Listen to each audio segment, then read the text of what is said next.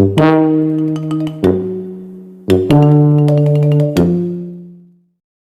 few moments later. Bismillahirrahmanirrahim. Assalamualaikum warahmatullahi wabarakatuh.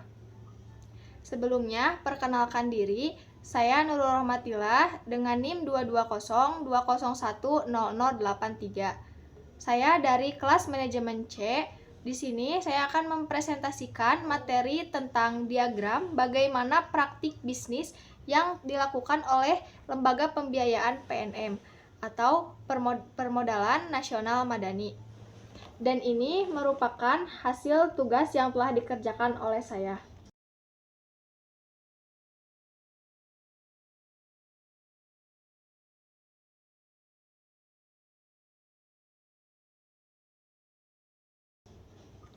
Di sini saya akan menjelaskan secara singkat dulu bagaimana itu PT PNM.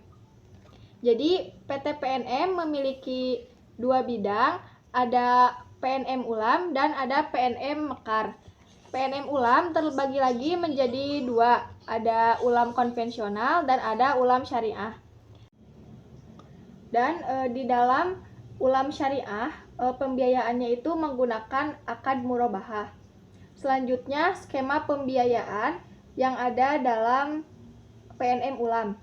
Yang pertama yaitu data market. Yang kedua ada prospek atau kunjungan. Yang ketiga ada survei atau verifikasi. Yang keempat ada akad kredit. Yang kelima ada manoventoring pasca pencairan. Dan yang terakhir ada PKU. Selanjutnya PNM Mekar terbagi menjadi dua, ada Mekar konvensional dan ada Mekar syariah.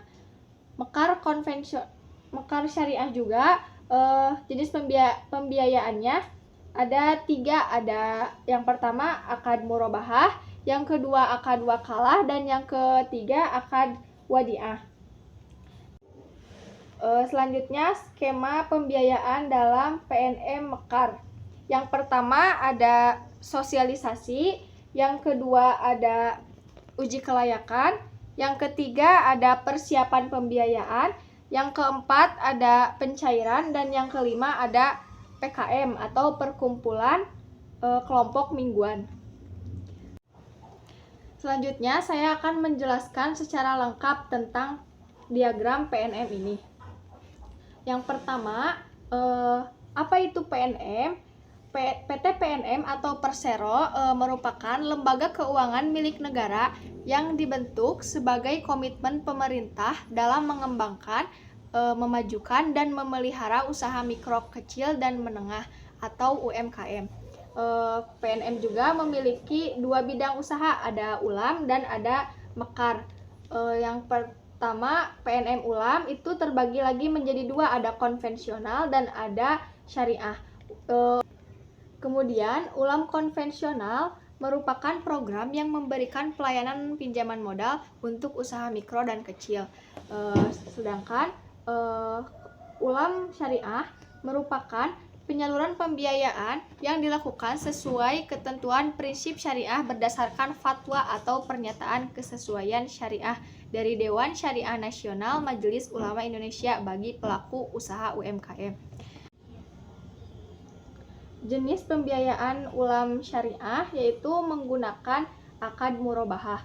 Yang dimaksud akad murabahah yaitu pembiayaan berbasis jual beli dengan menyatakan harga perolehan barang dan margin keuntungan yang disepakati antara pembeli dan penjual. Selanjutnya skema pembiayaan dalam PNM Ulam. Yang pertama ada data market. Data market itu seperti database internal PNM dan database dinas pasar setempat. Selanjutnya yang kedua ada prospek atau kunjungan, dan ini seperti sebar brosur dan mengunjungi calon nasabah. Yang ketiga ada survei atau verifikasi, seperti survei tempat usaha, kunjungan rumah calon nasabah, survei jaminan anggunan calon nasabah, dan komite kredit disetujui atau tidak. Yang keempat ada akad kredit seperti perjanjian kredit dan transfer via bank yang dituju. Selanjutnya yang kelima ada monitoring pasca pencairan, yaitu seperti kunjungan dan monitoring usaha pasca pencairan maksimal H30, komitmen kredit atau disetujui atau tidak. Selanjutnya PKU seperti pembekalan dan pelatihan nasabah. Selanjutnya saya akan menjelaskan tentang PNM Mekar. PNM Mekar sama seperti PNM Ulam terbagi menjadi dua jenis. Ada Mekar konvensional dan ada Mekar syariah. Selanjutnya pengertian Mekar konvensional. Mekar konvensional merupakan layanan pinjaman modal bagi perempuan prasejahtera yang akan membuka UMKM. Sedangkan Mekar syariah merupakan layanan pemberdaya berbasis kelompok sesuai ketentuan hukum Islam yang berdasarkan fatwa atau pernyataan kesesuaian syariah dari Dewan Syariah Nasional Majelis Ulama Indonesia yang ditujukan bagi perempuan prasejahtera pelaku usaha ultramikro. Akad dalam Mekar syariah ada 3, yang pertama murobahah, yang kedua wakalah, dan yang ketiga wadiah. Yang dimaksud akad murobahah yaitu membeli barang yang diperlukan nasabah kemudian menjualnya kepada nasabah yang bersangkutan sebesar harga perolehan ditambah margin keuntungan yang disepakati. Yang kedua ada akad wakalah. Akad wakalah yaitu pelimpahan kekuasaan oleh seseorang sebagai pihak pertama kepada orang lain sebagai pihak kedua dalam hal yang diwakilkan. Yang ketiga ada akad wadiah, yaitu titipan nasabah yang harus dijaga dan dikembalikan setiap nasabah yang bersangkutan menghendaki. Selanjutnya saya akan menjelaskan skema pembiayaan dalam PNM Mekar Syariah. Yang pertama, semuanya itu ada 5. Yang pertama ada sosialisasi, yang kedua ada uji kelayakan, yang ketiga ada persiapan pembiayaan, yang keempat ada pencairan, dan yang kelima ada PKM. Yang pertama saya akan menjelaskan tentang sosialisasi. Sosialisasi itu merupakan tahap pertama dalam pembiayaan. Dalam tahap ini, pegawai PNM mencari nasabah dan berkeliling di wilayah yang menjadi target potensi keberadaan nasabah. Sosialisasi ini dilakukan oleh Staff Account Officer atau AO. Yang kedua, uji kelayakan atau survei merupakan survei yang dilakukan pegawai kepada nasabah untuk mengetahui kondisi ekonomi calon nasabah. Survei dilakukan di rumah calon nasabah dengan wawancara terstruktur. Yang ketiga ada persiapan pembiayaan, merupakan kegiatan yang wajib diikuti oleh seluruh calon nasabah. Tujuannya untuk mendisiplinkan kegiatan kredit dan memastikan seluruh calon nasabah mengerti dan prosedur dan aturan yang telah diberlakukan. Yang keempat ada pencairan, yaitu pembayaran penyerahan dana kepada nasabah.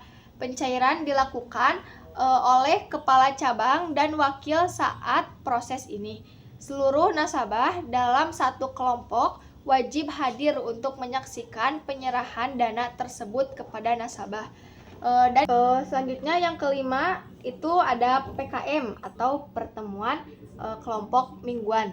Pertemuan kelompok mingguan ini yaitu kegiatan penarikan angsuran yang dilakukan setiap 1 minggu sekali sesuai dengan jadwal yang telah disepakati oleh PNM tersebut.